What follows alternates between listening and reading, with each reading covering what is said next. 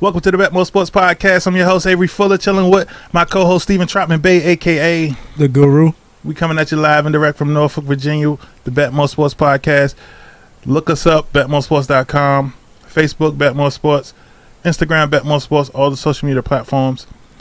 We got a lot to talk about today. It's a ton on the map. So we're going to jump right into NBA. And before we proceed, I just want to say, you know, I got kids. I got a wife. I got a family. You know what I'm saying? And I have no idea if I was an NBA player what I would do in the event somebody decided to put their hands on me. And that brings us to the point that I was trying to make. Chris Paul, mother and his wife was in the stands, and a fan decided to put hands on them. What you think of that? Shout out Chris Paul, man. You're a far better man than me, man. And I've improved in a lot of different areas, but to put your hands on my wife, I cannot, and my mother, let alone in front of my children, career over. Career over. Immediately, they're going to just have to suspend me and fine me for however long they're going to suspend me. And then Chris Paul up there in age, and he done played a lengthy career. I know he won a championship and all that, but I would have been in there slapping fire. You think Ron Artest had it bad? It would have been times two. I done went crazy. Don't put your hands on my people, man. No chance. And then you disrespecting the whole everything that means everything to me. You disrespecting my children because you did it in front of my children. Then you disrespecting my mama, the lady who gave birth to me, around Mother's Day. Like, ain't no way in the hell. It's just too many things you that disrespect my mama around Mother's Day and get away with it. And the mother of my child. Ain't no way in hell. Yeah, I would have. But salute to you, Chris Paul, man. You held your composure. He get to play another day. Then you only scored 5 points. Like, it was like you had all the reason to go in the stands and go off like you won't doing nothing on the court. You fouled out the game with 5 points. Y'all got y'all ass whooped. And the people harassed your family. Ain't no way in the hell I could have let all that pile up on me. It's way too much happening in Chris Paul direction. And Chris Paul ain't got nothing to show for it. But I understand, you know, it take a real man to do what he did. And I'm not saying that I'm not a real man, but in that situation, if that determined if I was a real man, I'll be the fakest nigga you ever met in your life. Well, see, one thing about it is you get tested, right? And then if you fail the test, you just get tested again. So it would have been a test that I would have had to retake. Yeah. You know what I mean? Unfortunately. I'm going to fail that test every time. And they only suspended the man, what, for a season? Yeah. From the games, like he can't come to the games for a season. So nope. I would have punched him and his mom in the face. That wouldn't have been an option. Everybody would have got straight it. Up. I would have rondoed him, spit right in there, bam. That's disgusting. It is, man. But like I say, man, respect and salute to Chris Paul. Hopefully they go get it done. Absolutely. In Dallas and get them people the fuck up out of here. Which leads to the point of congratulations to the Phoenix Suns and their coach, Monty Williams, is coach of the year. How you feel about that, Guru? That was deserving. Yeah. I think he should have got it last year, to be honest. I think he should have got it last year, too. I think he should leave them and coach the Lakers. Here we go with the Lakers again. But the only reason why is because the market is going to support him. Monty Williams did something that was questionable to me this series, though. He keep playing campaign when he got Landry Shamet on the sideline, which is a bigger guard who can shoot, who can penetrate, who you like to say can see the court better because he is a bigger guard. And you got him on the bench behind campaign, who's a bum, in my opinion. And who's a bum? Dallas kind of exposed campaign in the game that they won in Dallas, the last game, because they kept putting him in the pick and roll action with Luka, and Luka was embarrassing him, which Luka does to pretty much everybody, but he didn't stand a chance. And I was like looking at the coach like, how the hell you don't realize you got a 6'5" guard that can play? You know, Landry Shamet been a starter on every team he played for coming to Phoenix. He was a starter in LA. He was a starter. We just came from Philly. Yeah, he was a starter there too. So it's like, campaign ain't gonna never be a starter in this league for no reason. He was at one point. For why? I think it was why? Orlando. It was one of them joints that he was starting. You can go start for Orlando right now. Man, I tell you, I know one thing. I like Monty Williams as a coach, but on the other side, there's another coach that is questions, like Jason Kidd. Jason Kidd to me is upper echelon coach. He's doing a hell of a job with Dallas, man, because in my opinion, they are undermanned in this series, and they fighting. So what would it say to you about Jason Kidd if they beat the Suns?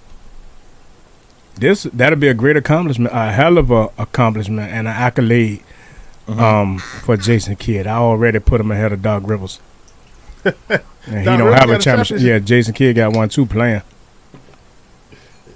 That one don't count. Yeah, well, it count because they can't take the ring away. Well, I guess you're right. He can still wear his ring to the whatever. Oh, wait. Let me show. Like this one. Yeah. Champion. This man got one fantasy ring and he gonna wear it to death. Listen, I'm a champion no matter what happens. No matter what happens there. Make sure y'all tune in when football season starts. Fantasy season is live, baby. I'm gonna just throw that out there. Okay, so it's a new coach in Sacktown. His name is Mike Brown.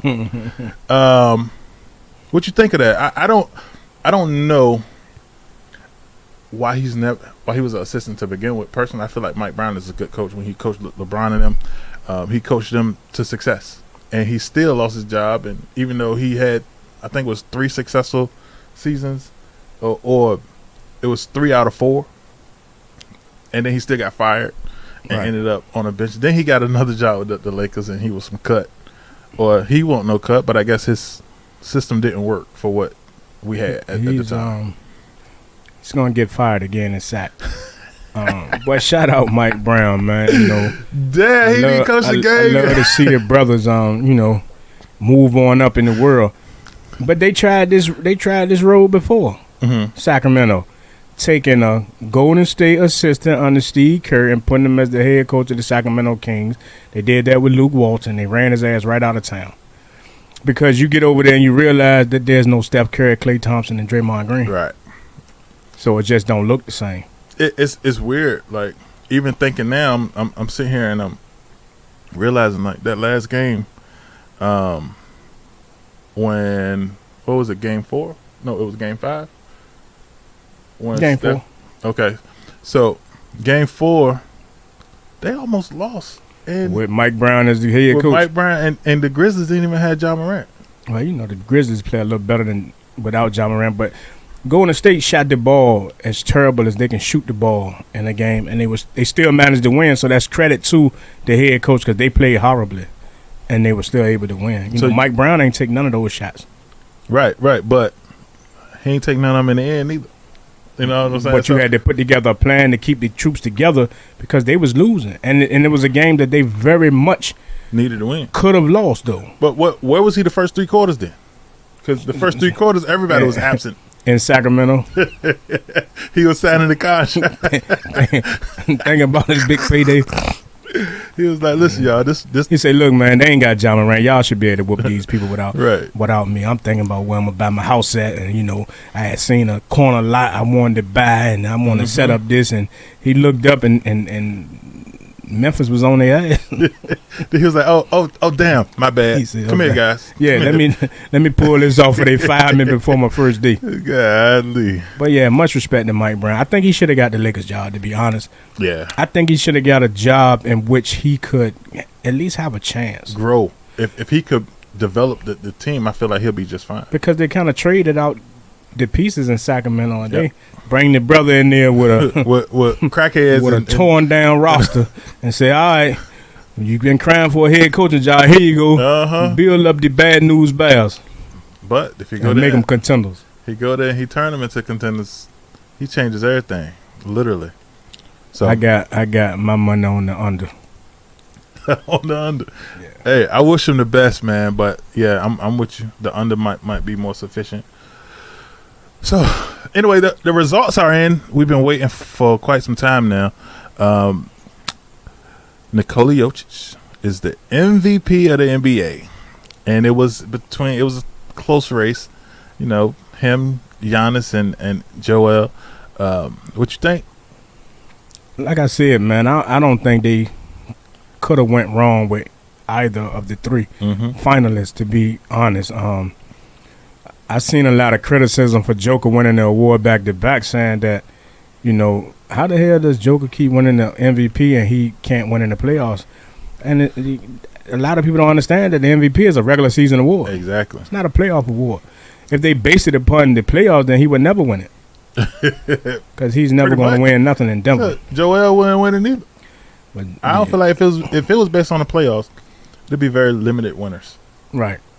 You know, so it all varies. But I feel like Joker deserved it. Yeah, he deserved it. He saying? did something that nobody has ever done in the history of the league, you know. So, salute to the Joker, man. And if Embiid would have won, he would have deserved it. Right, like, truthfully, right. You know what I'm because he would have been. And I thought, and you know, and I really was rooting for Joel to get it, just because I wanted him to get it. But the way he's playing in this series, I don't think he deserved it neither. He had a milestone season, Joel. He but did. They both did. Yeah. And they both finished 1 and 2 last year, and it's like both of them had a better season this year than they had last year. So here go a question then. Who had the best season? In your eyes. Not from the NBA eyes or the voters' eyes, because people going to vote for who they like, whether it's based on what they did throughout the season or whether they like them as a person. it's kind of hard to say. I really like what Joel did, you know what I mean, as far as how he was able to carry his team without, you know, the roster being fully structured. And Joker did the same thing, but when you look at the stats, you know, Joker was like second in the league in rebounds. Mm-hmm. You know what I mean? Man scored 2,000 points, got over 1,000 rebounds and 500 assists. So, you know, he was like kind of, and he was kind of like top tier in each statistical category. Right. So you can't argue with the Joker winning the MVP, man. I would have liked to see Joel win it though. Yeah. I mean, I feel like that would have been a pleasant surprise, in my opinion, to see him win it, because he worked so hard for it. And every time I see his face, I just think about when Kawhi hit that game winner and he was crying and stuff. And he was just like, hey. I was like, it became a lifetime meme. Yeah, he almost overtook the Jordan meme. But and the crazy thing about it is Joel will probably never win an MVP. That's crazy. He'll probably never be in this position again. Never. Not to win the MVP. And this ain't like college football, you know what I'm saying, where you might not win the Heisman, but you might win best quarterback. You know what I'm saying? Right. Nah, you ain't gonna win nothing. You got the scoring title. That's a title. That's you did win something. Congratulations. And he can't even get first team all NBA because him and Joker play the same position. Damn. You're just gonna finish second to the Joker in every way possible. That is crazy. But your team went farther. Yeah, I mean, if they get past this round, and you know, well, maybe if they get to the finals, he could fight for the finals. Yeah, finals MVP. You know, but outside of that, Joel, I appreciate you. You know, like I feel like his impact on the game is similar to Steph Curry impact. Right, Steph Curry impact is questionable to many people in the sense of he got these young kids out here now settling for 3-pointers, and they trying to shoot deep. Everybody trying to be Steph, but you got a player like Joel who is a big man. He's a back to the basket big man who can shoot like the guards. So, you know, and I ain't saying he the only one, because Joker similar. You know what I'm saying? The only difference is Joker is a distributor as well. Joker kind of uses height to see everything. Right. And then I think Joker still visually create a misinterpretation of who he is as a player. You know what I'm saying? When you're on the court with him, you like, this big bum, until he throw 3 no-looks, and by halftime, he got 6 assists, 8 rebounds, and 12 points, and you don't know how. So, you know, just look like the Joker be moving in slow motion every time. He can't be stopped. Nowhere near it. But when you got a big person like that, that's one of the best assets to have in the league, is being big with skill sets like passing and you know, rebounding and defense in general. it's a gift and a curse because the bigger you are, the more vulnerable you are to injury. You know, another athlete in another sport that the Joker kind of reminds me of. Who? Jason Witten. Jason Witten. I used to look at Jason Witten like, how the hell can't you check this big slow ass tight end? Like, why the hell is Jason Witten always wide open? Like, he is not running by nobody. He don't have the most fantastic moves or footwork, but this man stayed open at all times. And that's just kind of how like the Joker is. Like, he's really not doing nothing to fool you. No. But you can't stop him. And it's fundamental. Like, it's basic basketball that he's playing. Right. Shit look like the basketball they were playing in the late 60s. Yeah.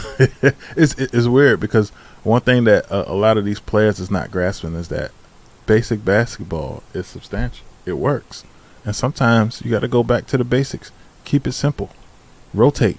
Pass. Look before you pass. Right. You know.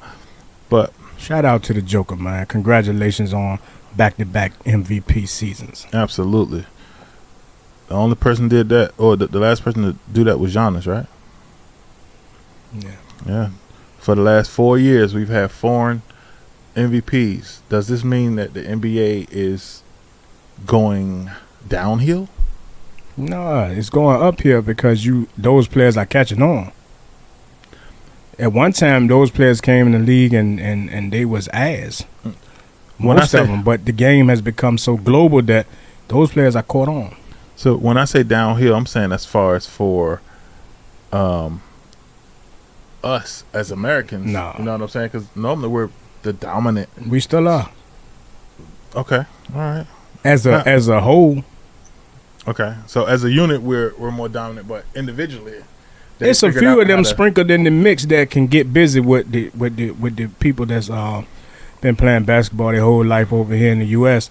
You know what I mean? But if you look at the NBA as a whole, if you was to put the best international players in a game against the best players in the league, I think the gap is closed. Like, it's not as wide of a gap as it was. It'll be a highly competitive game. It'll be highly competitive, but I don't think they could win.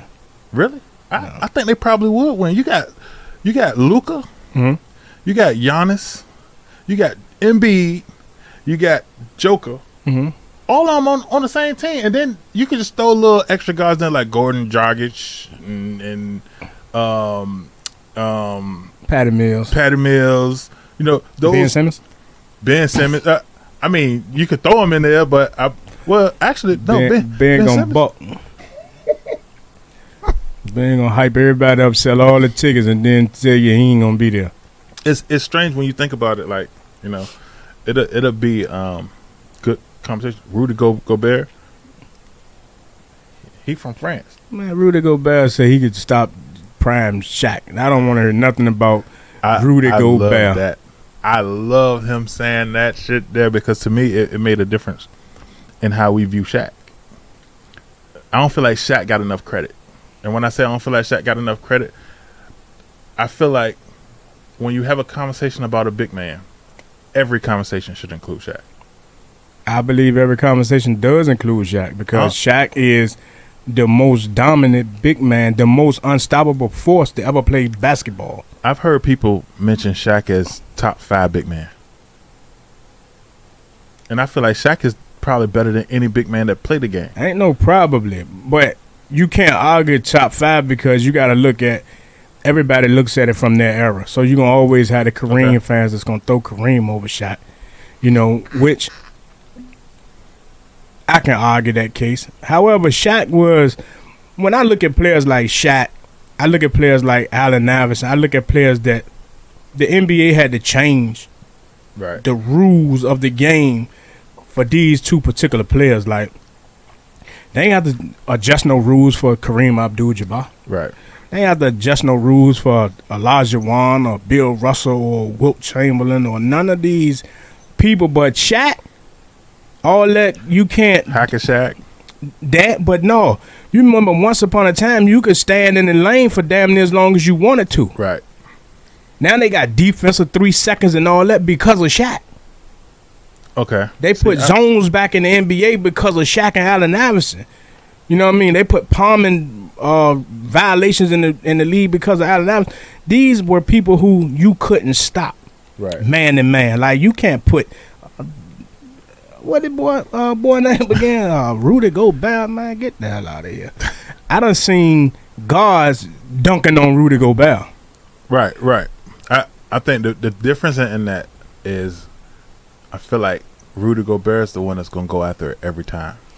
He'll get embarrassed messing around with Shaq, man. I seen Shaq dunk on the whole New Jersey Nets. If he gonna even come close to keeping up with a player like Shaq, especially in his prime, he gonna have to eat maybe 150 boneless wings. He must be talking about in the new rules, though. He might can maintain in the new rules where he can get a whole lot of help. With these new rules, I don't know if Shaq can play. Like if Shaq would, I don't know if anybody from Shaq's era would make it with these new rules. Because who? As far as Dennis Rodman, Pippen, Jordan, all of them. Like I feel like the game is too fragile for them. You know what I'm saying? Like they the ones that ride around in Cadillacs, while the game right now is riding around in a Hyundai made out of plastic. Right. You know what I'm saying? So I feel like it's a difference. It's a different era. Do you realize that if Yao Ming played in this day, Yao Ming will be a beast. Absolutely. Like who would guard if he him? could stay healthy. They made Yao Ming in a lab over there in China. That's why he couldn't stay healthy. Don't nobody supposed to grow that goddamn tall. When you that big, man, listen, injury is almost inevitable. But Yao was one of these new school bigs for real though, because he could shoot.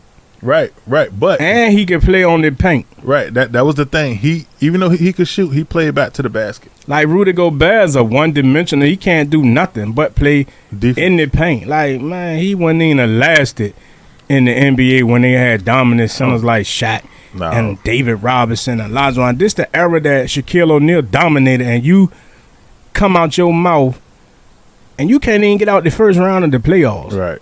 Get the fuck out of here, Rudy Gobert. Yeah, that's Rudy though. You know, Rudy always push buttons that he ain't got no business pushing. Yeah, he pushed that button with Spider Mitchell and coughed on him with the COVID, and that's why they can't win. Listen, because Spider don't even want to play with him no more. I still can't get over that. My man had COVID at the jump, and he just like start touching everything. Could you imagine him coming here touching all the BETMOOR Sports microphones? Yeah, I can imagine his big tall ass getting stomped out to his headphone. Like, golly. Man want to stomp Rudy Gobert. I don't want to stomp him, but if he bring his ass in here and start touching everything, you know, he tall as hell. I'm gonna have to step on his big toe and crack it or something. Straight up. But speaking of old school basketball, what you think about the physicality in the Memphis and Golden State series? It's needed, and I like that they kind of letting them, but they not. You know what I'm saying? Like they gotta police it, but it's happening so much that how much can you police it? You know what I'm saying? Did you think the Jordan Poole play was dirty? So I looked at it 100 times, I promise, and it was dirty. I think sometimes you can reach for the ball and not be looking and actually think, you know, you grab something and your reaction is going to be to pull it. I don't see the man deliberately just going and grabbing his knee and pulling it in hopes that he injured his knee. And I understand that, but when I looked at it, what I did see is Jordan Poole had one hand on his back and one hand on his knee, and you could see him pull at the knee. I saw that. And when he pulled at the knee, he let go. And it was like, bro, why would you do that? He was reaching for the ball, and it's the heat of the moment. He won't even near the ball. But when like, you done played defense before, too, and you done went for many steals and hacked people thinking that you had all ball. Right or wrong? So, I mean, I don't think Jordan Poole is a dirty player. I'm not a professional player who has learned to play with control and organization and skill significantly. Just because you make it to the NBA don't mean that you learn how to play with control. Do Jordan Poole play with control? Like some of them people is wild. Like, right, to be honest. But we talking about Draymond Green is wild. We ain't talking about him. We talking about Jordan Poole. Is Jordan Poole wild? No, that's why I don't think that the play was That's why it stand out, because if he was wilder, it'd be different. If he was just swinging and swinging, but he literally swung once, and literally He was not even near. He won't close to the ball. He reached the man's knee, and it ain't like he hit his knee and just slapped his knee. No, he grabbed that shit and then pulled it and then let it go. I think it was more of a freak accident, though, to be honest, because even when he did it, it didn't seem like something that should put you out the game for the remainder of this series, or possibly the remainder of the playoffs. Truthfully, I don't feel like that's what put Ja Morant out, because they said that Ja Morant had a bruised bone. Right, and I don't see that bruising no bone. Right, that ain't bruise a bone. So it ain't like he punched him in the knee. Right, exactly. Or it ain't like he fell as a result of it. Right. You know what I'm saying? So when they say bruised bone, that made me feel like that's an injury he already had, or he had and he just aggravated it. Right. So I don't know. I just feel like it's the play itself is fucked up. Right. You know what I'm saying? Because the one thing that you need in basketball, especially a player like Ja Morant, exactly, that explosiveness. You know what I'm saying? But I get it, and the one thing that I'm not a fan of is if he didn't do it on purpose, slandering his image and making him seem like he did.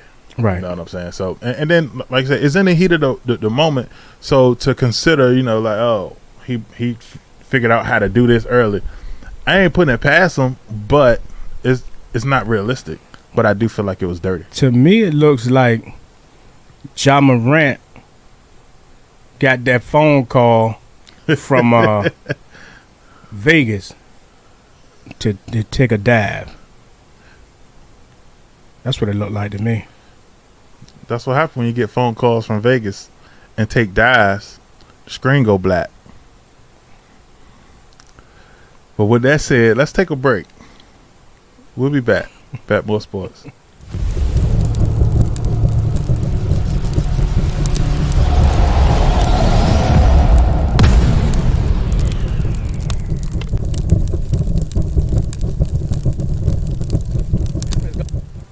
Welcome back to the Bet More Sports Podcast. We are coming at you once again live from Norfolk, Virginia. I'm the host, Avery Fuller, with my co-host, Stephen Trotman Bay, a.k.a. The Guru. And we got some football that we want to bring to the table. First and foremost, Tom Brady is the GOAT in everything. He the GOAT as an analyst and ain't even been an analyst. Bruh, how is it possible? Tom Brady. You got as many rings as Tom Brady, man. People want you. Damn sure want him. They want him. If I could pay him that kind of money to come sit on the Bet More Sports Podcast, we'll have him sitting right here. Never. $375 million? Yeah. For $375 do you know million. how many million viewers is going to tune in just to see Tom Brady? But for $375 million, do you realize I could just pay 1 million people $375 and they'll just tune in? To pay one man $375 million. He the GOAT. To not even play the sport. And don't even know when he's gonna retire from this sport. Right. The man got a 10-year contract on top of his NFL contract, man. He is the GOAT, arguably the greatest of all time of everything. In football and broadcasting. And they made him a lead analyst, and he's never been an analyst before. You do a lot of TikToking. Oh yeah, that does it.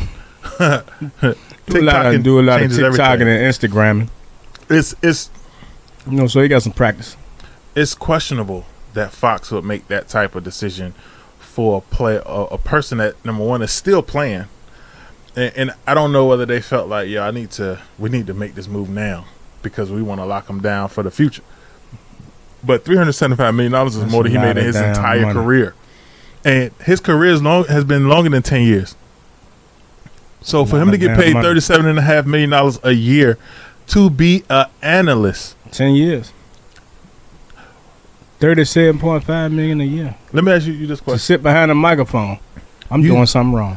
You think he's going to be a better analyst than Tony Romo? Because I think Tony Romo right now I don't really like Tony Romo.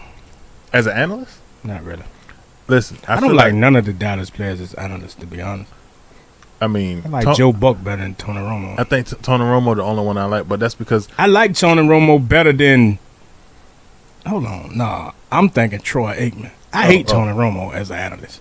Really? Yeah, he's one of the worst. I've watched Tony Romo look at the screen, say what play they calling. That don't make you a good analyst because you could go because you played a lot of football and you know what the damn. I can do that.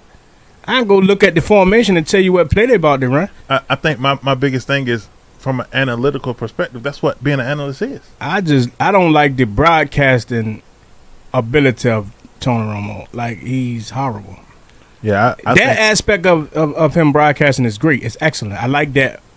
He need to be off the camera, like somewhere else, and calling plays in from the sideline or some shit like that. But I don't really like him. I turn the volume down when I see him. Damn, I'm a fan. I like his predictability. I like his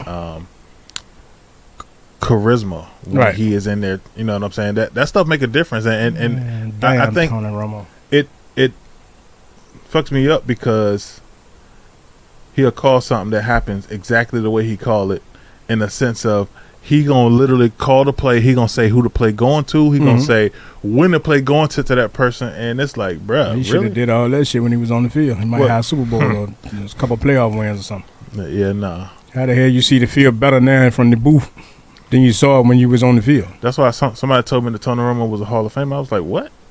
That was B. Trotman. Okay, he's a Dallas Cowboys fan, so I'll excuse him the way I'm excused about my San Francisco, even though a lot of shit I say is fact. But man, like I say, boy, you know, anytime somebody gets some money, man, I gotta shout them out, man. Shout out Tom Brady. I hope Avery don't come in here expecting $375 million to host the BETMOOR Sports Podcast, because it's not gonna happen.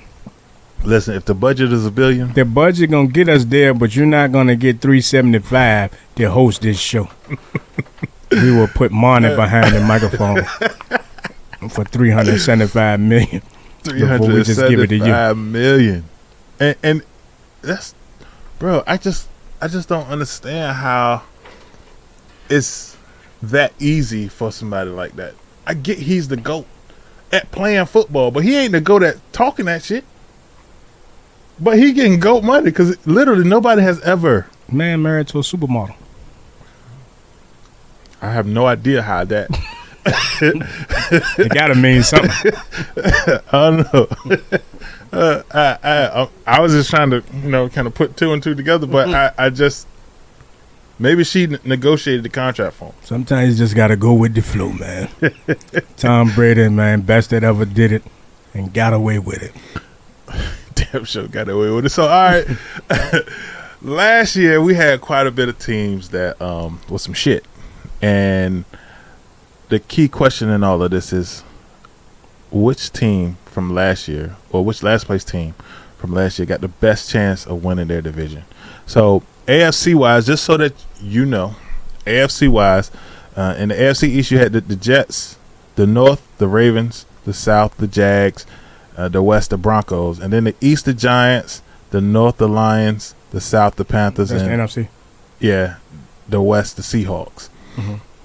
Out of all of those teams, which team got the best chance of winning their division? I'll let you go. I'm gonna let you go first because when we get down to the NFC, you're gonna try to say I'm being biased. So AFC wise, I say the Broncos. Of course, you got them going to the Super Bowl. Absolutely. Plus, I feel like the Broncos is way better than each of those teams. I mean, it's a close call with the Ravens, but so you don't see the Ravens being able to win that division? I don't see them winning it before the Broncos. No, we're not talking about the conference. We're talking about winning your division and making the playoffs. Okay, so because I think both of them can win their division. Yeah, and I think the Ravens actually got a better chance to win their division than the Broncos do. When I think about it, division. The Ravens do got a better chance because the Broncos is in a crazy division. Right. I can see both of them making the playoffs. Yeah, okay. But I think the Ravens probably got a better chance to actually win their division because Cleveland is well, we don't know what they're gonna get out of Deshaun Watson. Yeah. So they might not get him for the first half of the season. But so if they don't, then we don't expect them to do a whole lot of nothing. Right. Pittsburgh, we don't expect them to do a whole lot of nothing. So it's between Baltimore and Cincinnati. Yeah. Well, it's going to be Cincinnati. I mean, I can't really say that because we've seen Cincinnati go from worst to first and then go from last place in the division to the Super Bowl. But I can say Cincinnati now has experience. They've been to the Super Bowl. Right. The Ravens haven't. But they are consistently a consistent team in the playoffs year in and year out, except for last year. So they know what it takes to win the division. Think about this as well. The Cincinnati Bengals went to the Super Bowl with the worst offensive line and the most sacked quarterback in the NFL. Right. So they've addressed a lot of those issues they were having. If a player like I got a brain fart. What's his name? Who? Quarterback. Joe Burrow. Player like Joe Burrow can be as successful as he was with a shit line. How successful you think he'll be with a good line? Is the line really that good? They made some improvements, but we won't know until they get on the field. Right. My biggest thing is, I ain't saying that he got a 49er or a Dallas or one of them classic lines. Right. But he got enough now. 49ers had to be first and foremost, huh? I mean, listen, it is what it is. Love is love. We had one of the best offensive lines in the league. People don't realize that. People don't know that Jimmy Garoppolo was tied with Patrick Mahomes for the least sacks in the whole year. But, that's what it is. Facts are facts, though. I'm a man of facts. That's why I say fact check me if you need to. Right. So you got Baltimore and Denver, right? Baltimore and Denver. Well, you got an NFC out of those teams. The NFC, I feel like it'll be the New York Giants. Oh, man. Hey, say that again. New York Giants made some substantial improvements. And I'm interested of seeing what it brings. They got rid of their coach. They got a new quarterback. They got some top-notch draft picks on defense. I ran into Tyrod at the Wine Fest over the weekend, too. Oh, yeah? Yeah, I ran into Tyrod. Tried to get him over down to the podcast studio, but you had took the day off. No, if you would have called me, I would have came. All you had to do was just cause, hey, I got Tyrod coming to the studio. All right. Say less. That's all I'm saying. So, with that said, let me ask you this. Who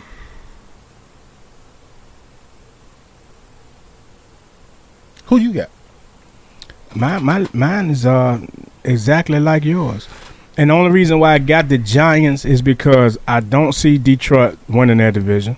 Mm-hmm. I don't see Carolina winning their division. Mm-hmm. I don't see Seattle winning their division, right, after they let Russell Wilson go. So once you narrow it down, I mean, the NFC East is anybody's up for grab every year. So they will have the easiest road to winning the division. I don't necessarily see the Giants winning the division, but if I had to choose out of those four teams, the Giants has the best chance winning their division. And, of course, Baltimore could win their division and Denver could make the playoffs.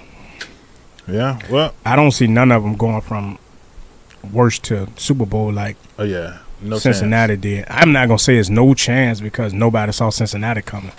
Yeah, but Cincinnati got a great quarterback. Yeah, so does Denver. Yeah, Denver do. And Baltimore has a MVP quarterback. I'm not going to say he's a great quarterback, but he's an MVP quarterback. I think the problem is if Denver go, I won't be surprised. Right. You know what I'm saying? Hell, if Baltimore go, I won't be surprised. But if the Giants go, I would be surprised. I would be surprised. You know what I'm saying? Not that surprised, but I'd be surprised. Shit, I'd be hella surprised. You'll be hella surprised too. You'll be just as surprised as I was that we went to the NFC Championship. But I wasn't that surprised that y'all did. I kind of picked y'all to go there. You did, because you down sure say, yeah, y'all gonna win. And I was like, yeah, we're gonna win. You know, football is a game of matchups. Absolutely. And we have like the fourth easiest schedule in the NFL. Y'all should. Y'all got the fourth weakest team in the NFL.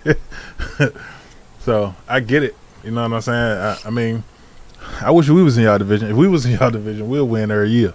Because y'all division is really stop it. It's really disappointing. No division in football has more Super Bowls than the NFC East. Yeah, but since when? We got two in the last 20 years. Right. 20 years. How many of y'all got in that same time frame? I don't know. Probably none. Zero. There's no probably in it. That's okay. It happens. Both of them was luck for y'all. Would you believe in it? Bro, Think about it. Y'all won Do you believe in that? Y'all won 2 Super Bowls with 2 miracle catches. All of that is a part of football, right? No, miracle catches is not a part of football. That's why it's a miracle catch. That's a part of football because it happens If in the game of football. who does it happen to outside of New York Giants twice It happens. for the Super Bowl win? It happened with the miracle catch in Pittsburgh. Lynn Swan. Who? Oh, Lynn Swan. this nigga, he old as hell. It happened with Santonio I Holmes said Lynn Swan. for Pittsburgh. You know, it happens, man. You're going to have great players make great plays and Listen, big games like None David of Tyree those great and players. Mario Manningham. Those and great players are great Plexico players. Burress. But ain't none of them players great players. Plexico Burress is a great player. So Plexico Burress is a Hall of Famer? I'm not gonna say that, man. Shot himself, so kind of exclude himself from that category. But he was on his way. He was on his way to a Hall of Fame career. I will say that. He shot himself, so he automatically disqualified. At the peak, I'm talking about, but it happened at the peak of his while he was peaking. Yeah, okay, I can see. It. I mean, that's just stupid. That's stupid. I was watching him on a podcast. Yeah, I seen a story how the gun slid down his leg, and the man said he grabbed the gun with 2 hands. I don't know still how you grab the gun with 2 hands and grab the trigger. Yeah, But you know, some things I'll never know. how can you be rich like that? No, you're gonna get all the attention that is in the vicinity, and then you do something stupid like that. My thing was the whole thing, and you know, Plex, my guy, man. I love Plex, man. He a 757 guy, man, and he actually is family for real. So my whole thing was, what the hell did you take the gun in the club for anyway? Yeah, You don't gonna shoot nobody. Like, you won't nobody gonna bother you. You round the security, you with the team. So I don't understand it. You feel what I'm saying? But that's sometimes dudes from the 757 tend to do a bunch of Stupid questionable things. shit. Yeah, I don't disagree with that. You know, so Golly. I charge it to where it from, not where it was at. Oh, that's what it is. Oh, yeah. Did you mean to say that backwards? Sorry, where he was at, not where he from? I charge it to where he's from, not Oh. where he was at. Oh, so Virginia's his fault. Or it's Virginia's fault. 757, yeah, it's our fault. Sense We're made. gonna wear that one. We make niggas dumb out here. Hey, but speaking of your Giants, right? Mhm. I don't understand how y'all getting better when y'all letting loose talent. Y'all just cut The whole James damn Bradbury. secondary. It's Not just James, not just Bradbury, but we let go Jabril Peppers. what? And I didn't we, know that. And we let go of damn, that Jones just Logan Ryan. Bro, San Francisco. I hope y'all watch. Jabril Peppers went to New England. Oh, he already got signed. Yeah, he been got signed. Man ain't stay jobless for 48 hours. Hey, I'll take Bradbury too. And they say Bradbury had 16 off as soon as we released him, but nobody wanted to trade for him. Of course, because we know that y'all gonna My release him. thing is, like, you know, when you say a cap casualty, like, okay, you cut a man based upon the salary cap, but you don't cut a man that can help you win based upon it. You find 5 bums to cut to equal his salary. Okay. That's gonna give you the money and the roster space. Like, you cut your best corner. Yeah. I mean, 2 years after you signed him, 2 years after the man was an all-pro in the NFL, like. But you know, when you get a new GM, a new head coach, out the gate, you gotta trust him. yeah. So I'm gonna say maybe it was more than just the cap casualty. Maybe he didn't fit the system. Well, it's a new coach. We're gonna like you see, said, so because that was a questionable move.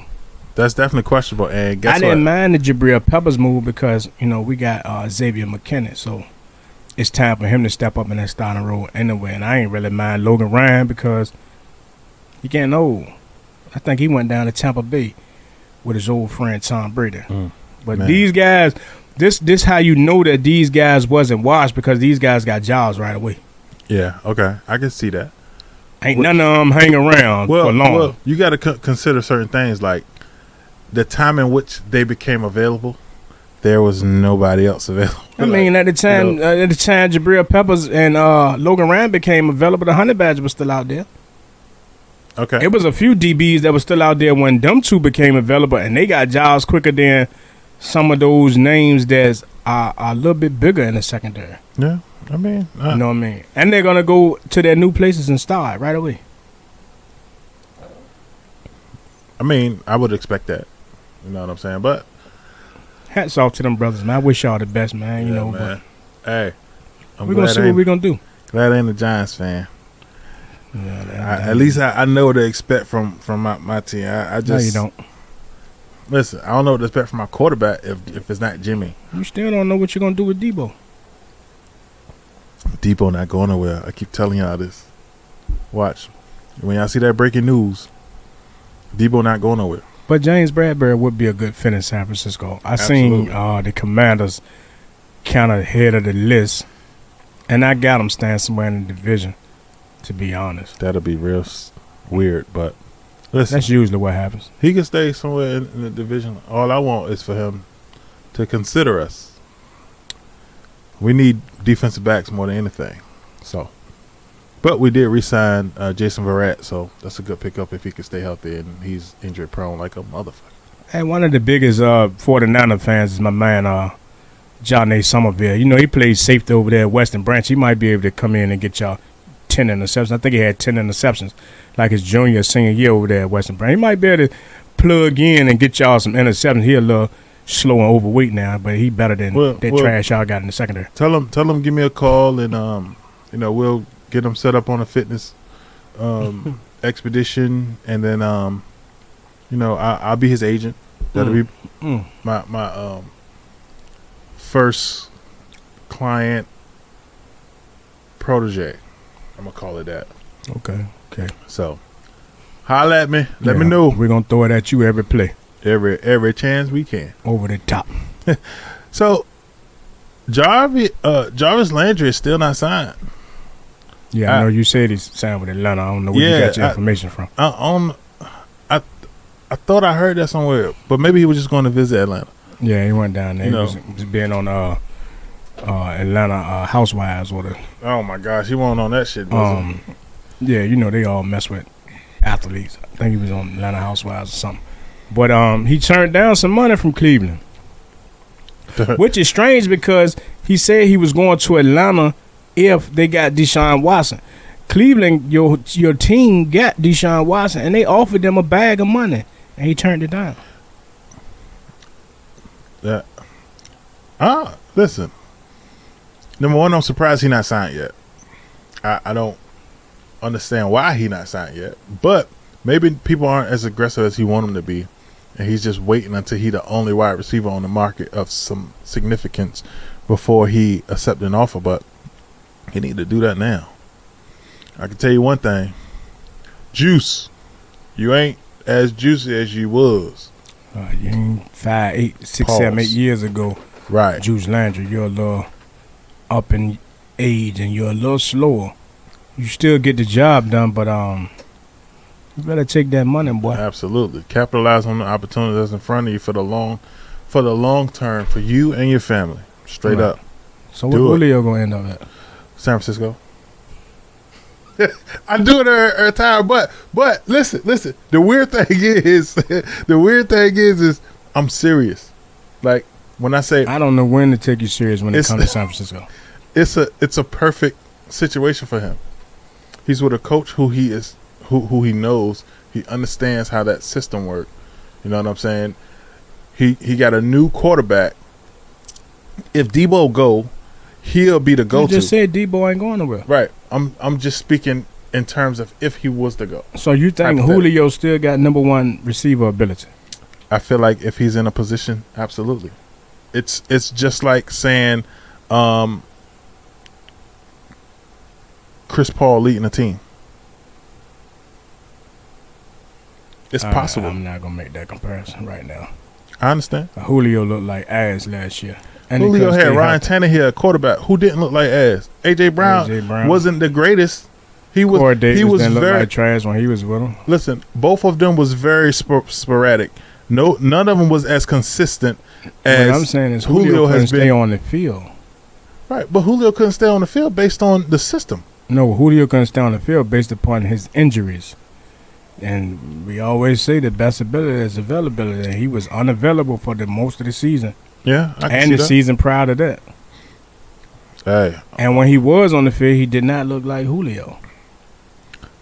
well, maybe it's the system. Do you think he'll look like Julio if he got back with Kyle? He might. You know, I mean, I see if that window we got on a Julio slinger- closing. Oh yeah, it's definitely closing. I won't Nobody be, even rung Julio phone. if Julio retired tomorrow, I wouldn't be surprised. But if he signed with San Francisco tomorrow, I would be ecstatic because it'll help us. One thing that we've had problems with throughout is our receiving core, and it's not that our receiving core has been bad. It's just that we haven't had a big receiver that can catch the ball over the top. And that's one thing that he'll bring to the table, along with Debo, along with Kittle. You know, that stuff make it. Brandon Ayuk, all of that will make a difference for a young quarterback that can sling the ball like Trey Lance.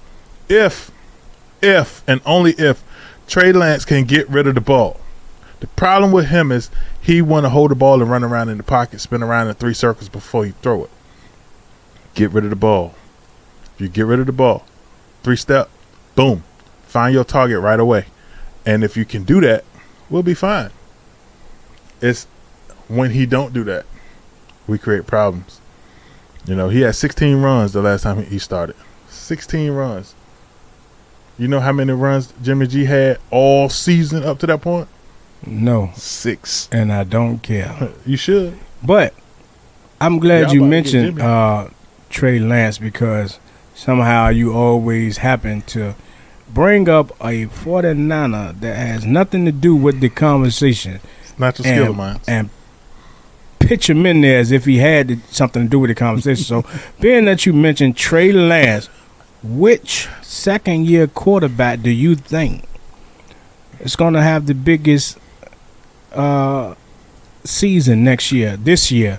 And we're going to exclude Trey Lance right now. No, because I don't want to include him in your answer. I want to include him because he's a second-year quarterback, but I don't. You can't be that biased. Like you can't say No, you can't be that biased. pick which second-year quarterback, but it can't be your second-year No, quarterback. I'm just saying it can be yours, but we want to exclude him, man, because I already know you're going to say Trey Lance. I'm going to be honest, and it's not Trey Lance, actually. I feel like it's Justin Fields. The reason why I feel like Justin Fields, and this is between Zach Wilson, Mac Jones, Trevor Lawrence, Davis Mills, Trey Lance, and Justin Fields. I feel like Justin Fields is a better quarterback than every quarterback in that class. Mac Jones? Much better than Mac Jones. But see, I'm not going to, but he's not better than Trevor Lawrence as a quarterback. I feel like he's better than Trevor Lawrence too, but this is all opinion based. Absolutely. So that's your opinion. And Justin Fields is no scrub. However, his system is garbage. His system is going his to be his team is downfall trash. if he don't get it straight. The same with Trevor Lawrence, though. You know what I mean? So I will say I believe Matt Jones will have the biggest season because he's been in position to win, and he kind of went to the playoffs his first year. So did the Patriots give him any help? We don't know. They got a receiver, but often injured receiver. What's the boy name from Miami? Fast boy. What's his name? Devontae Parker. Yeah. They got him, but he definitely. They got some linemen, but Belichick want to run the ball anyway and control the clock. So I think what I do think is Zach Wilson is more set up to be successful. Absolutely, due to their draft. There's much more room for growth for him than it is for everybody in that group, and that's just based on the assets that they was able to bring in. Right. You know what I'm saying? And then he wasn't bad to begin with, so it's not like good. Last year he looked like a rookie, a small quarterback that didn't belong in the league. And that has a lot to do with the Jets and the system and the people that were surrounded by him. So I'll say this, that being that they drafted so well, right? Mm-hmm. They got a receiver, they got a running back. They had some linemen from last year. They got some new lineman help.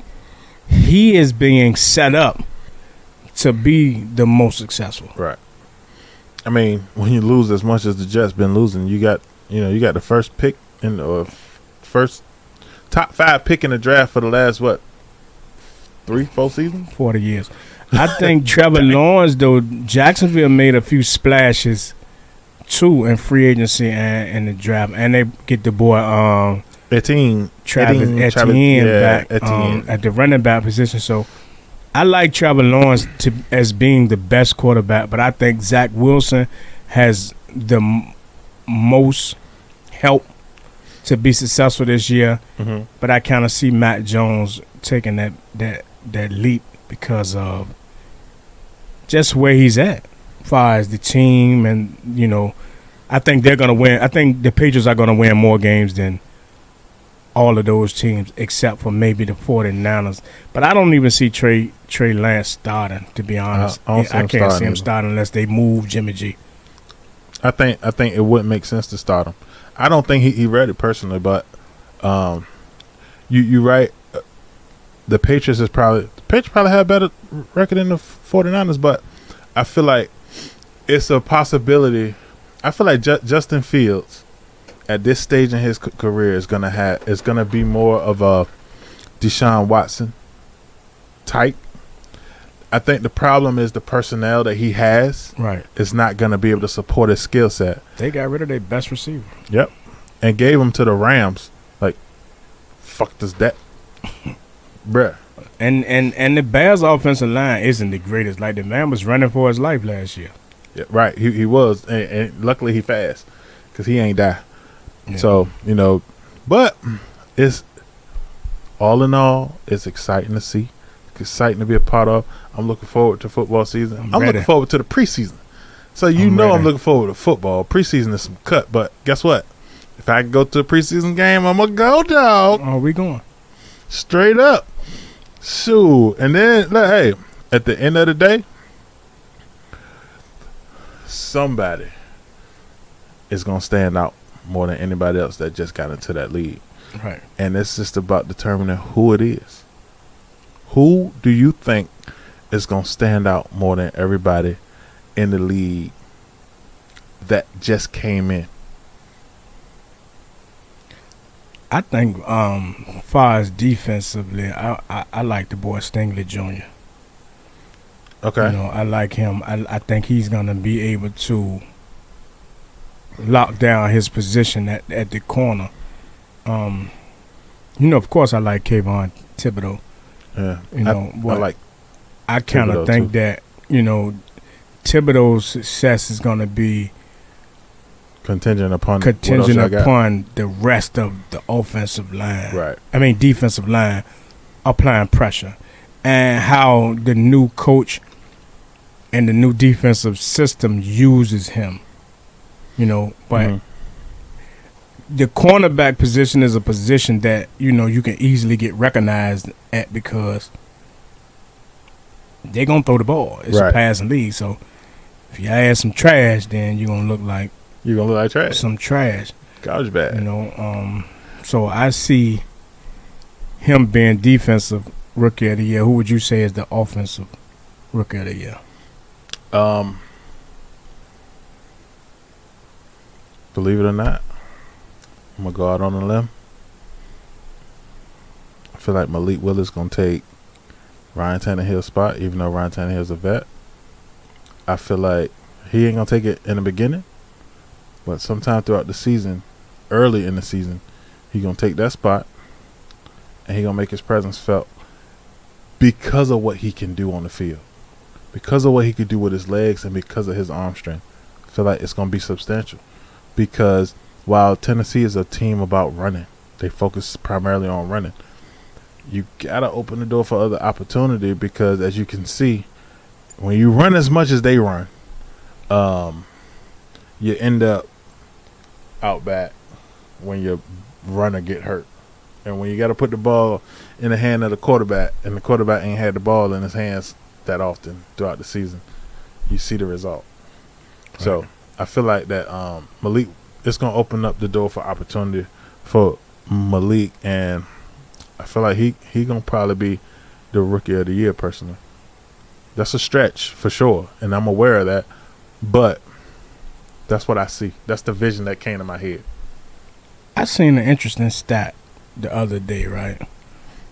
Because, we slander Kirk Cousins a lot on this show, man. Rightfully so, because of the money that he received.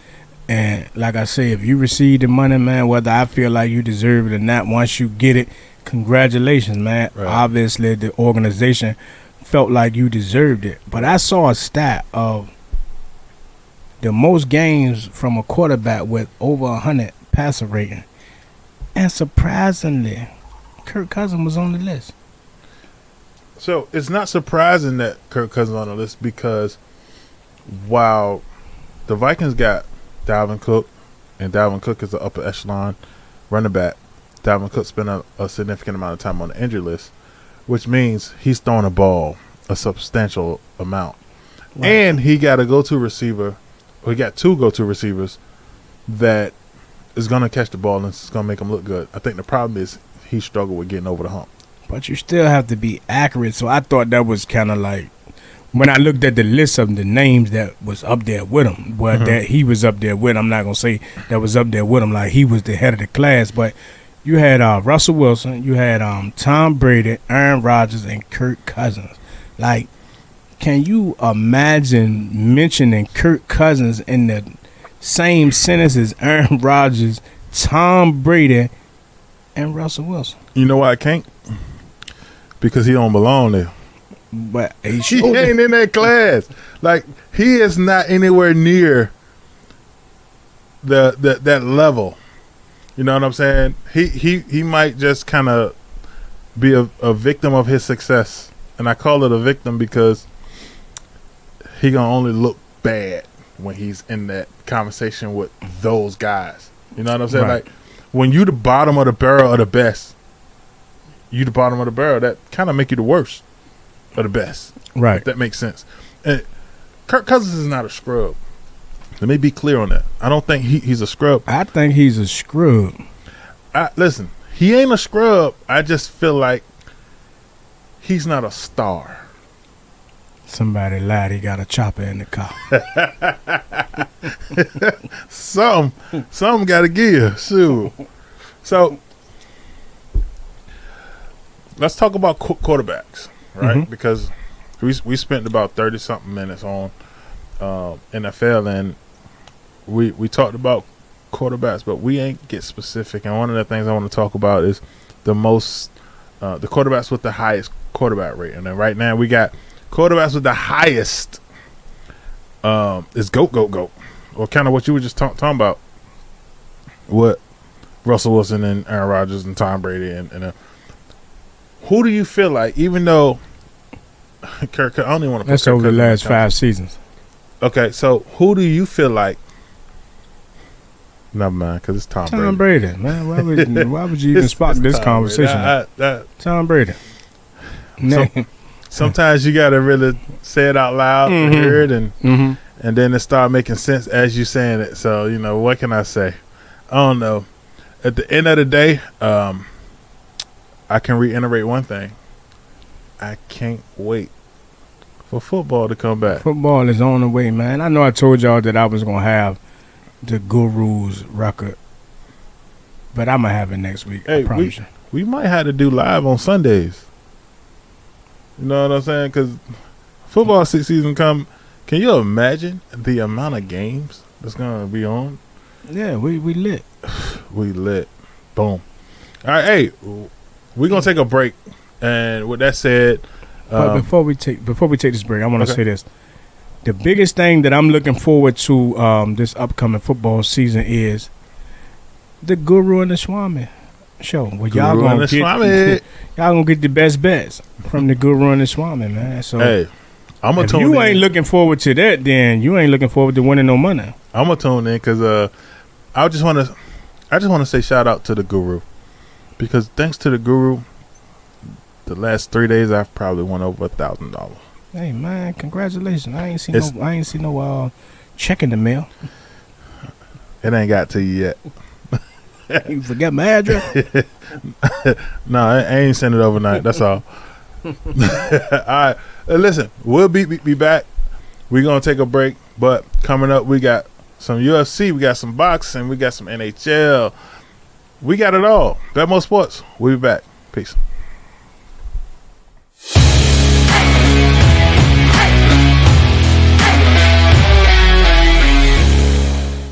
And welcome back to the BetMore Sports Podcast. We are live again, coming from Norfolk, Virginia. I'm your host, Avery Fuller, with my co-host, Stephen Troutman Bay, a.k.a. The Guru. And this weekend was very intriguing because one of the best boxers pound for pound, or the best boxer pound for pound, lost. Got his ass whooped. Canelo Alvarez took a L to Dimitri Bivol over the weekend. And man, listen, I watched the fight and I wasn't really entertained. I was highly entertained. Beat the man like a drum. It becomes entertaining when you kind of rooting for the underdog, I guess, if that makes sense. And even then, I'm not sure that Bivol was the underdog because Canelo moved up to him and it was his belt that was on the line, right? Canelo's. But tell me, Guru, what you think about the fight? Oh man, excellent fight, man. Man put work in, beat the man like a drum, and Floyd Mayweather cashed in on a big chick. He put 10 grand on Bivol to win. Oh wow! I won like 50 something thousand, which is no that. money to Floyd, but it's still a good bet for those who like to gamble, man. You know, it's good to see the underdog win. Which, like you say, even though he was the one with the title, right? Canelo was the number 1 rated boxer in boxing. Right. Absolutely. However, if you watch the BetMore Sports Live, you will see that the Guru did not have Canelo in his top 5 fighters currently. Shit. But a lot of people did. And I did not. But you wasn't here. You took the day off, man. Left me scrambling like Rhonda Cunningham. I was ill. In here by myself. But we made it through, and if you watched it, and if you didn't watch it, go back and watch it. You will see the Guru did not have Canelo Alvarez nowhere in his top 5 boxers. It's crazy because for that reason, I had Canelo in my top 5, and even now he's still in my top 5 because at the end of the day, when you are great to a point that your expectations is to beat people who are far bigger than you, he was expected to win. There. Huh? He jumped out there in a class that he jumped out there and tried to swim with the sharks. He dared to be great, but what I feel like is simply, if they fought again, Canelo knocks him out. I think if they fight again, it don't be nowhere near as close. Because Bivol had the man punished. Like, I think that, because I had the fight going over 10.5 rounds, right? And when I looked at the fight, I felt like the fight was fixed to go over 10.5 rounds because the pace. I don't think it should have went over 10.5 rounds. It was 3 times in the fight where Bivol had him hurt and didn't try to finish him. I can't necessarily say he was hurt. He was hurt.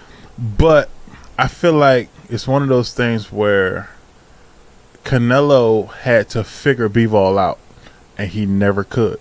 I think once Canelo saw that his power couldn't hurt him, he didn't know what else to do. I don't think it was his power. I think it was more the reach differential. That played a big part in it, but Canelo usually overpowers you with his power, right? He's used to throwing punches throughout the fight that lets people know that I'm here and you're gonna have to deal with this for however long you can deal with it till I knock you out. Once he seen that wasn't gonna be the deciding factor in this fight, it kind of changed his approach. Absolutely. That was the problem. Because I feel like if he would have stayed with that approach, he would have ultimately got where he was trying to go. But because of Bivol's skill set and his ability to, number one, land first. Right. You know what I'm saying? That, in my opinion, frustrated Canelo and forced him to move away from the game plan. Because he kept him away with the jab. Right. But that's why I say if they fought again, Canelo will knock him out. And the reason why I say that is because I didn't see Canelo land any significant flush shots. He really couldn't get into his range where like I say, where his power could be effective. Exactly. And I don't see that changing though. If they fought again, the game plan would be substantial enough where he'll get in. His team is elite, and he'll get in the range. If he land the punches, he's gonna win. It don't matter who he fights. If he land the punches, he's gonna win. He could fight Tyson Fury, and if he land the punches, hell no, he's gonna win. You talking crazy now? Listen. First off, if Canelo fights in that red drink of yours, if Canelo fight Tyson Fury and land the punches, man, that man could not hurt Tyson Fury. I don't give a damn how hard he punch, because he can't punch no harder than your guy. Deontay. He don't punch nowhere near as hard as him. And the man I stood toe to toe with Deontay Wilder time and time again, and yes, he got knocked down, but he never got knocked out. That man will pulverize. You Canelo know, Alvarez. Canelo knocked Kovalev out cold. I wouldn't give a damn if he knocked Ball Bull out on Mike Tyson punch out cold. Oh, he knocking Tyson Fury out. You so old, man. He brought up Mike Tyson punch out. But you can relate. Absolutely. So that means that you old too. Yeah, I'm not knocking it. I just feel like Canelo is a better boxer than he showed. Absolutely. I just felt like he just jumped up into a weight class that he was out of his class at that time. It was just him trying to be great, and now he is great. Understand that process. I feel like I still feel strongly if they fought again, the results will be completely different. Well, I'm gonna beg you, if they fight again, to put your money on B-ball. Never. If they fight again, I'm gonna put my money on Canelo. And let me be clear. I am not a Canelo fan. I am a fan of boxing. And based on what I saw from Bivol had a plan of staying the fuck away from Canelo. No. That man dominated the fight with his jab. He approached when he needed to approach. He countered when he needed to counter. But I do think, to what you did say, I do think that he kind of was leery of the counter punch. Okay. That's why I think a lot of times when he had him hurt, he didn't go to finish because he was afraid of the counter punch. Right. He didn't know what Canelo had to come out with. But I feel like Canelo lost his confidence at some point in that fight. Yeah, that jab, take your confidence when you can't get close to a person and you used to getting close. Right. But you don't think that his team is going to find a way for him to get close? Yeah, and I think that he's going to get his ass knocked out if he try to fight through some of them jabs. I think the problem is if he get close, that reach does not have as much of an impact. And it's harder for a person with long arms to hit a person inside than it is for a person for the smaller guy to land those shots like he's supposed to. So, all in all, it was an okay fight. It wasn't the most exciting to me. And it ain't had nothing to do with Canelo and anything of that nature, because once again, I'm not a Canelo fan, but I feel like that it definitely was surprising. Canelo didn't look like himself. Bivol looked more of himself than ever before. He was ready to go, and Canelo won't. Plain and simple. And I mean, the weight difference probably make a difference, but makes a big difference. When you move up in weight, that's a part of the territory. So whatever. Anyway, my guy is Floyd, and Floyd beat Canelo ass. I mean, he beat him like up. Like a drum. Absolutely. But boxing wasn't the only thing that was on. It was also UFC 274. God. It was live. And if you don't know what happened, man kicked the man straight to heaven.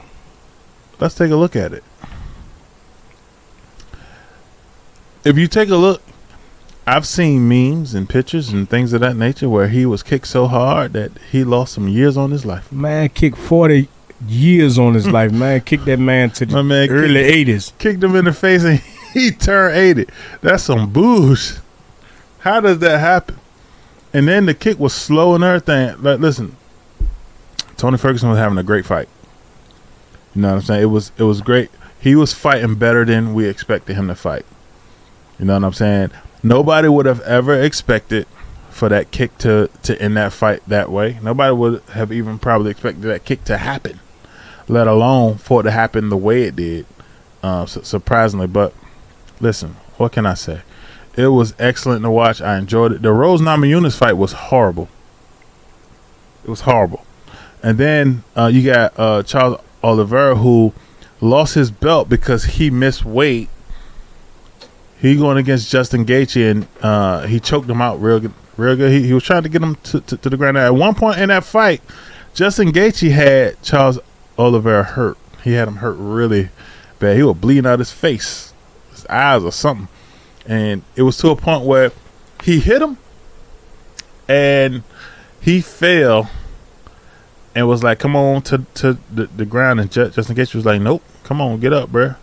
And he still ended up getting him down to the ground. And the moment he got him down on the ground, that was it. Because there's no fighter in the UFC who has had the ability to submit more opponents than Charles Oliveira. Now, while Charles Oliveira is not the champion, he is currently the #1 contender. That means whoever wins his belt, he is going to contend to get it back. Or his next fight is going to be for his belt all over again, which is stupid because he missed weight by, get this, a half a pound. I remember them days in rec football where the people had to run around and couldn't eat with the garbage bags on. Yeah, Snicker bar for dinner the night before. I never had that problem, but I've seen it happen, so I know how critical it is. Mm-hmm. And then to try to lose that weight and then try to fight is really major. It's one of the probably the toughest things you can do, and for him to go to a 155-pound bout and weigh in at 155 and a half and lose his belt for a half a pound, it's complete and utterly BS, but you know, it's a part of the game. So you know what I'm saying? I ain't really digging on it too much because it literally is a part of the fight game. And Charles Oliveira is a champion, so as a champion, he should be able to meet the terms that's set in their agreement as far as what they're fighting at and what they need to do to get where they're going. When you is a champion and you come and you're not ready, you overweight, that's a problem. You need to recheck yourself. Right. You need to check his team. Right. But, you know, it is what it is. He must have hollered at Chef Daniels and got some of them shrimp gorditas. He got some personal catering. Straight put up. him overweight. Something. All in all, it was a great fight with Charles Oliveira. The Rose Namajunas fight, she lost. She deserved to lose because I don't know what she was doing. She was fighting like she was scared. The first 2 or 3 rounds, it was like they was moving around in circles for no reason. It was probably the most boring fight I've ever watched in the UFC. And Rose is not that type of fighter, so to see her do that, it made me feel like she was scared. So again, she deserved to lose. Right. But with that said, hey, let's transition. Let's move to one of our true moments of the day. Overrated, underrated. And this is the NFL defensive back edition. DBs, man, stand up. Listen, DB. One thing about the defensive back position is that it is a need, it's substantial, because wide receivers have had the ability to be great. And guess what? It's because of some of these guys that these wide receivers are great. And it's because of them guys that some of them guys are not so great. Yeah, absolutely. First person up is probably one of the fan favorites, and let's go. Boom. Jalen Ramsey. Guru, what you got? Overrated or underrated? Oh, Florida State guy, man. Underrated. Best DB in the league. Underrated because he's not the highest paid no longer. I feel like he overrated. That's your opinion. I feel like he overrated primarily because he talked big shit. Supposed to, and he can back it, but he's not the highest paid no more, so he is underpaid and underrated. But he was paid based on his skill set in the moment. Super Bowl champ. I don't like. Shout out Jalen Ramsey, man. Jalen Ramsey. I don't like him. I don't like him at all. I don't give a damn. Jalen Ramsey, we need you on the BETMOORSPORTS Sports Podcast, man. You're a Florida State alum. You're a Super Bowl champ. And you the best lockdown corner in the NFL. I disagree. That's cool. But he's better than every corner on the 49ers. Jalen Ramsey, you just talk too much shit, bro. And if he was on San Francisco, he would be the biggest Jalen Ramsey fan in the world. Well, I probably would be. I'm not even gonna lie. Like, this, come to San Francisco if you want some fanship from this guy. Next up, no. Woo, woo. Who you got? Overrated. Denzel Ward with the Cleveland Browns. Highest paid DB in the league. He's done nothing to earn that money. But salute to you for getting that money. You're overrated. I agree. But in this day and age, the Cleveland Browns seem to be throwing money at random mofos. So, Cleveland. Throw some money my way. Yeah. I'll bring me and my family there. just I could use, just give me $1 million. I'll be all right. Just $1 million. All right, Cleveland? All right, in case you don't know. My daughter ready to go. We're going to make more than $1 million betting on football this year. Yeah. Well, let's do that shit ASAP. We should just save all the money we bet and see where we end up at. That's what we're going to do. That's a good idea. Goddamn Texas Rangers still losing, but okay. Next up, we got Trayvon Diggs with the Dallas Cowboys. Overrated. He is 150,000% overrated. I've seen him get pick sixes out the butthole, and then I seen him get more sixes than pick sixes. Man gave up more yards than a drive from Virginia to California. I watched the game where he got a pick six on the New England Patriots. Then turned around, next play got burnt. The very next play, same 4-6. person he got burnt. Horrible. But, hey, I had people telling me that he was the rookie of the year. And it was like, bro, okay, so because he played 10 games, he took 10 risks, and 7 of them paid off. He the rookie of the year? No chance. He did win rookie of the year, then? No, that was Michael Parsons. Oh, well, they was on the same thing. Michael Parsons should have got it. Yeah, I agree.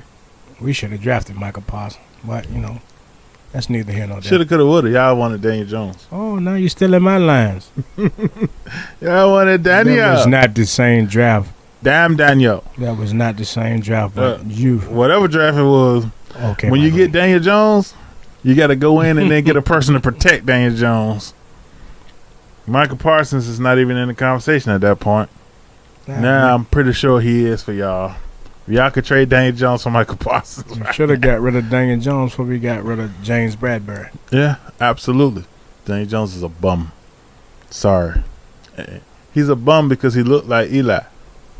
Next up, we got J.C. Jackson. What you think, Guru? I'm going to say underrated. I like J.C. Jackson, but I got to see what he do in Los Angeles because of the fact that they just dropped the bag on you, boy. You think you come in and be that guy? He got an $80 million deal. You think he's underrated? Yeah, because he didn't get the money that Denzel Ward got. I mean, yeah, but he was better than Denzel Ward in New England. Right, but I don't feel like they had the money to get him that much, especially with everything that they brought in. I feel like him choosing them is a career choice. That makes him underrated because he could have chased the bag. I understand. I just don't. I don't know if he's worth it. Personally. Man, lockdown. To be honest, he's a hell of a corner. I rocks with him.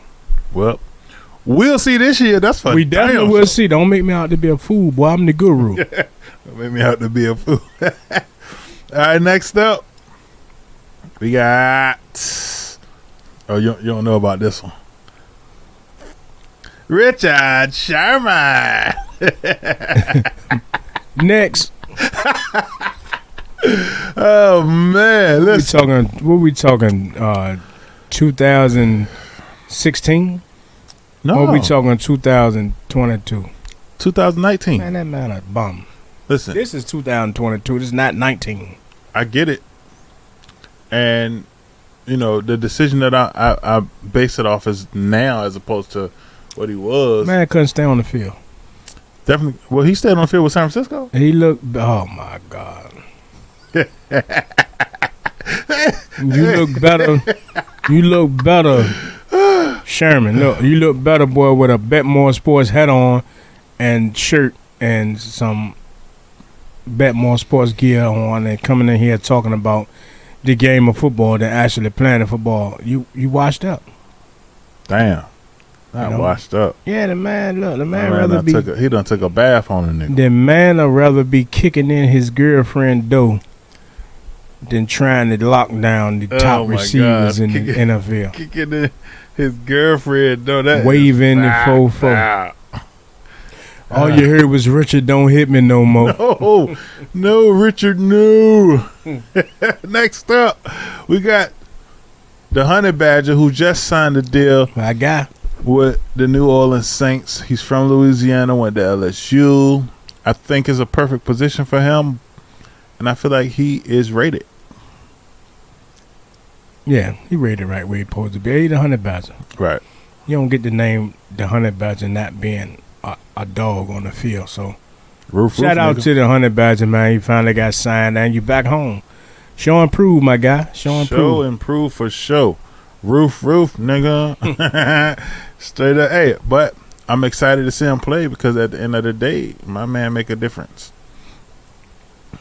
All right, so, hey, coming up, we got the Guru's pick of the day. You don't want to miss it. Tune in. We'll be back. BETMOOR Sports.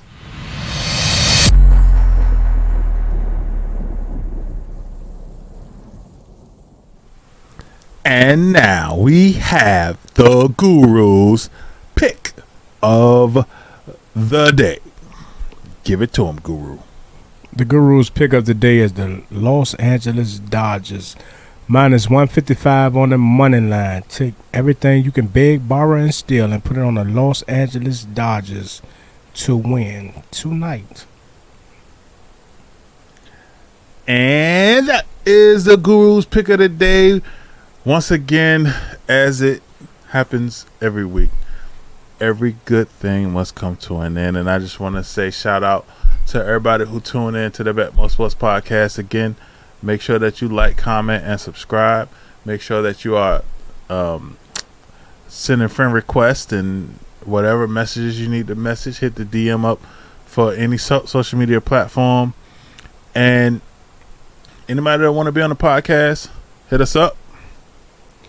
If you want to be on the BETMOOR Sports Podcast, man, DM us at Instagram, BETMOOR Sports, or hit BETMOORSports at gmail.com. You can email us, and the only thing that we ask is that you bring something to the table, such as knowledge of sports, or you're providing something to the community that's substantial. Shout out to Chef Daniels of Trilogy Catering. Shout out to Vaughn Parker of Andrea's House. Shout out to B. Trotman with Care Organization, man. Shout out to who else been on the podcast? That's it.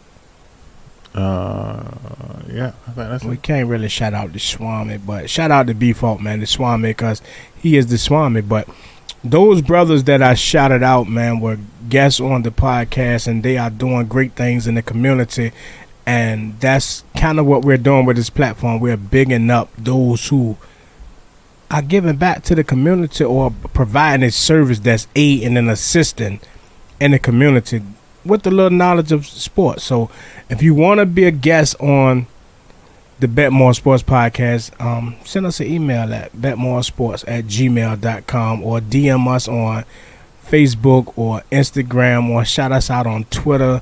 Check us out on YouTube. Like, share, and subscribe, man. Don't take much to like, share, and subscribe. That's all we asking. It don't take no time out your day to go on BETMOOR Sports YouTube channel, like a video, subscribe to the channel. And hey, like you said before, once we get 1,000 subscribers on YouTube, we taking YOLOs, and we celebrating. So listen, celebrating, but not only are we celebrating, that's 1,000 subscribers that's going to see your business. Yep. It's 1,000 subscribers that's going to see what you offer to the community, and it's not going nowhere. It's staying on YouTube forever.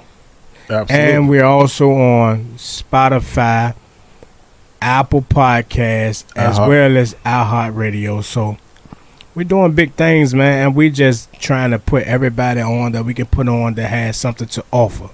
So check us out, man. Like, share, and subscribe, and come check us out if you want to be a guest on the Bet More Sports Podcast. And you heard that live and direct from the Guru. You better believe it. Hey, coming soon. The Guru and the Schwammer, so tune in.